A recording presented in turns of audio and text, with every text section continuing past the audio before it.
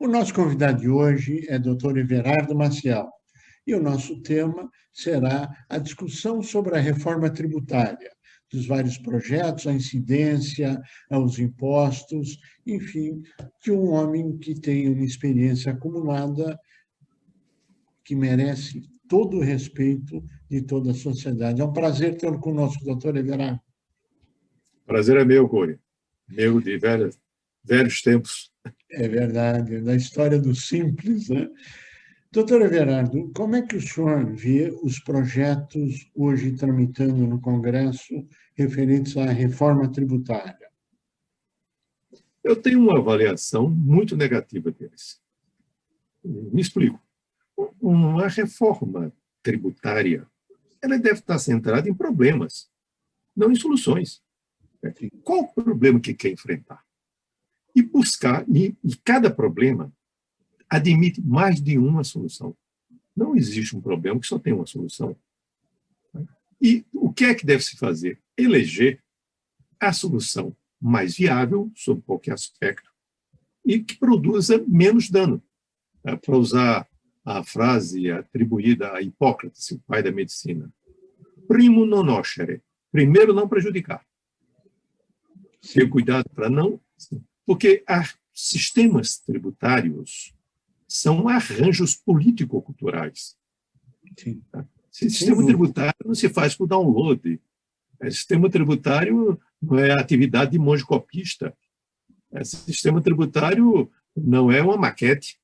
Não, o sistema tributário é o fruto de conflitos de razão, de conflitos de interesse também, por que não?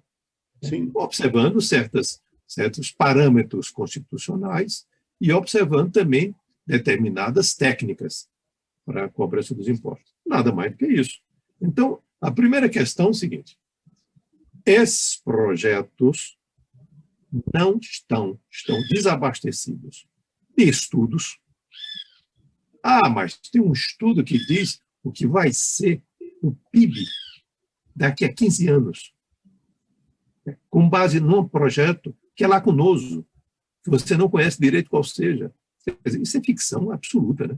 Quer dizer, veja bem, em novembro do ano passado, novembro de 2019, o Fundo Monetário Internacional, com base em seus sofisticados modelos, disse que em 2020 nós iríamos ter 160 países com crescimento da renda per capita. Em maio de 2020, com os mesmos modelos sofisticados, errado. 170 países vão ter queda de renda per capita. 160 mais 10. Trocou o sinal. Isto num prazo menor que 6 meses. Imagina daqui a 15 anos. Há quem diga, me permita fazer um comentário bem-humorado, mas de coisa séria. Por favor. O Yuval Harari, grande pensador contemporâneo, que faz grandes especulações sobre o futuro, escreveu Sapiens, Homo Deus, 21 lições para o século XXI, provavelmente hoje é o maior best-seller do mundo. Ele diz que há dúvidas se existirá Homo sapiens daqui a alguns anos. Então, se sequer temos essa certeza, quanto mais o crescimento do PIB. Então, você o que está fazendo? Ele é um conjunto de promessas falsas.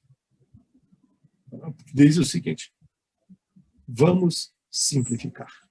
Isso. Oi, se simplifica. Você vai fazer apurar o que você tem que pagar na sua empresa, no lucro presumido, de COFINS, você multiplica o faturamento por uma alíquota. É uma conta de multiplicar. Isso é ensinado nas 3 primeiras séries do ensino fundamental. Todas as pessoas sabem fazer isso.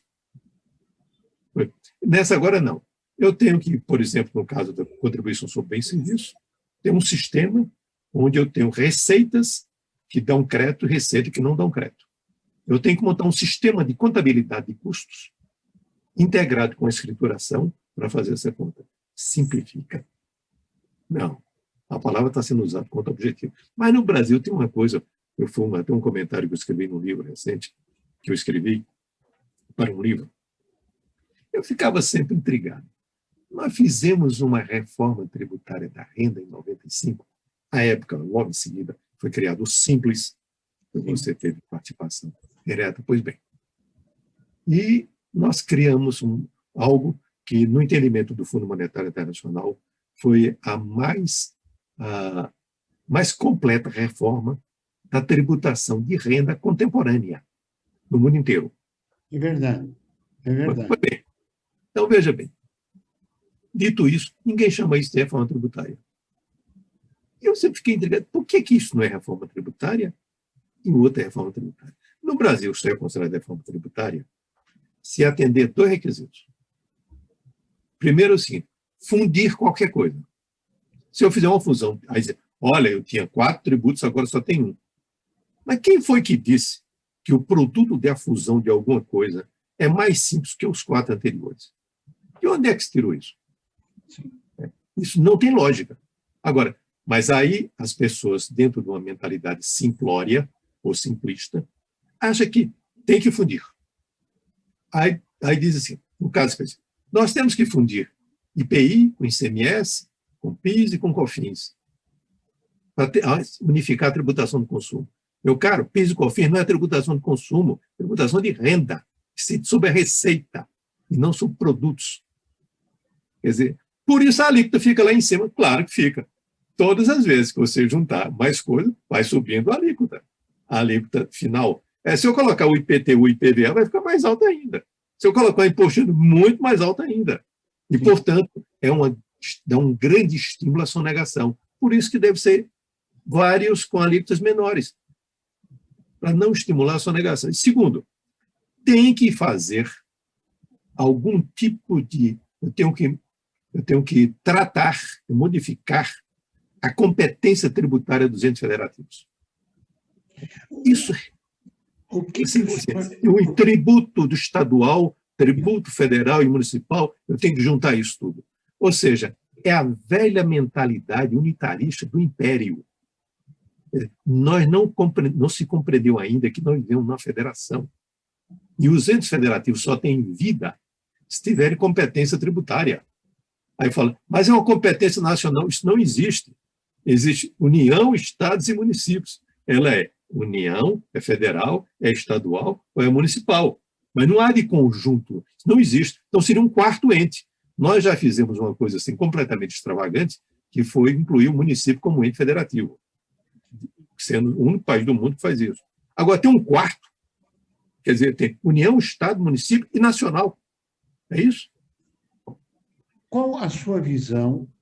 Por que o governo está com pressa, ou pelo menos é o que é anunciado para a sociedade, e o Congresso Nacional estão com pressa para aprovar a PEC 45 ou alguma reforma tributária? Qual a sua avaliação sobre o tema? Primeiro, porque criou-se uma narrativa de que qualquer reforma resolve coisas. Não. Reforma pode piorar e pode melhorar. Sim. Ou pode não fazer nada. Sim. O Chesterton, o grande escritor inglês, dizia: o reformador está certo quando reforma o que está errado, mas está errado quando reforma o que está certo. Sem dúvida. São pílulas de prudência. Então, pois bem, então, voltando ao que está dizendo, vendeu-se essa mágica. Tem uma mágica. Tem uma mágica que vai resolver os problemas do mundo. Não existe. Isso é fantasia. Agora, e por que a pressa? Porque ela converteu-se em moeda política. Ela converteu-se numa moeda para tratar da eleição ou reeleição, enfim, das eleições para a composição da mesa diretora da Câmara dos Deputados. Basta olhar quem são os personagens envolvidos. Ou seja, ela passou a dizer, eu seria... Com isso, capturou um apoio público. Público não é elite. Elite da elite da elite da elite. Então, nós temos um projeto feito por uma empresa tributada no regime do lucro presumido, que se atribui uma condição infundada de ser um think tank independente, porque tem financiamento privado, portanto, que compromete, evidentemente, a sua independência, que tem muito dinheiro e produzindo isso, o que também revela uma fraqueza do Estado que deveria tomar conta desse assunto, assumir esse assunto, porque tratar de um assunto que envolve conflito, de razão e de interesse, demanda imparcialidade e prevalência do interesse público. A iniciativa privada, muito naturalmente, em todo o tempo, todos os lugares do mundo, ela faz valer o seu espírito competitivo, e é bom que assim seja. Claro. Mas isso, o espírito competitivo, é o oposto do espírito imparcial. Sim, sem dúvida. Sem dúvida. Que é a posição de equilíbrio. Então, isso tem muito a ver, a pressa, por conta das eleições da mesa legislativa em fevereiro próximo. Na sua avaliação, nós estamos caminhando exclusivamente para um cenário político e não para um cenário de solução de problemas ou de arrecadação ou de aumento de pagamento de impostos, ou tudo isso está misturado nesse mesmo pacote, onde um paga mais, o objetivo final é político. Menos. É político, mas há uma combinação de narrativas técnicas a serviço desse objetivo político. É isso que se faz. Agora, vocês vejam bem, então se diz assim, não haverá aumento da carga tributária.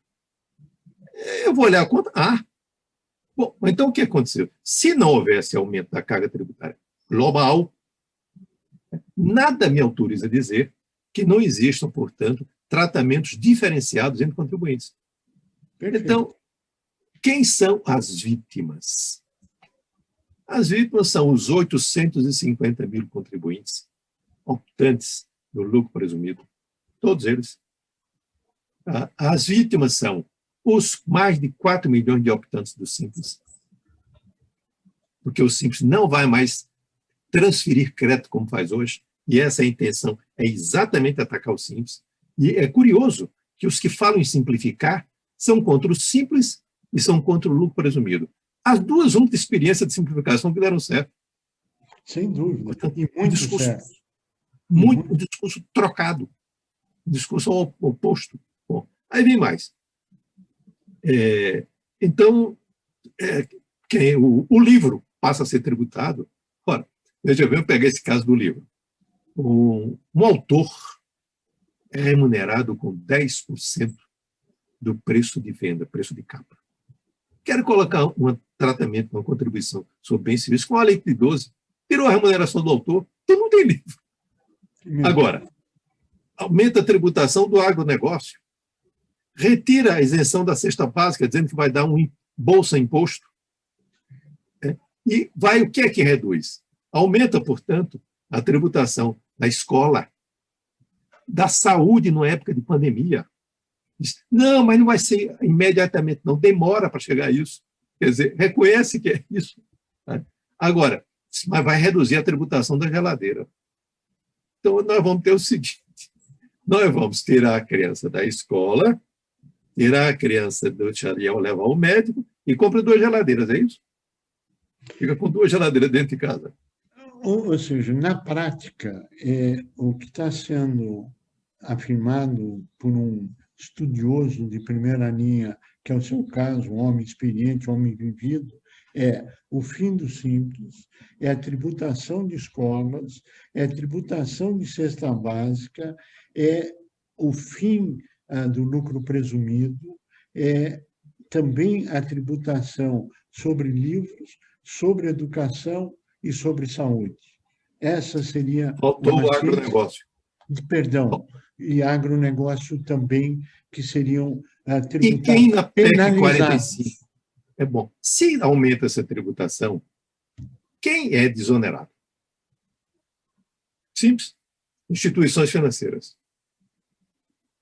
Que, como sabem, estão com dificuldade muito grande.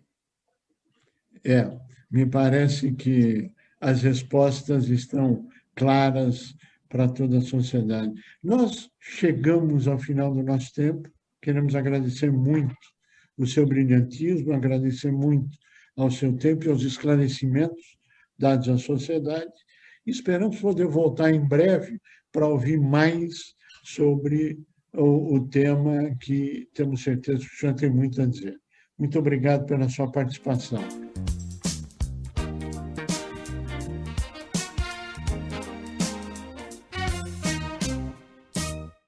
Apesar da mudança da árvore de Natal gigante para a Marginal Pinheiros, o Parque do Ibirapuera ganhou uma decoração especial. Ela estará em exposição no parque até o dia 6 de janeiro de 2021.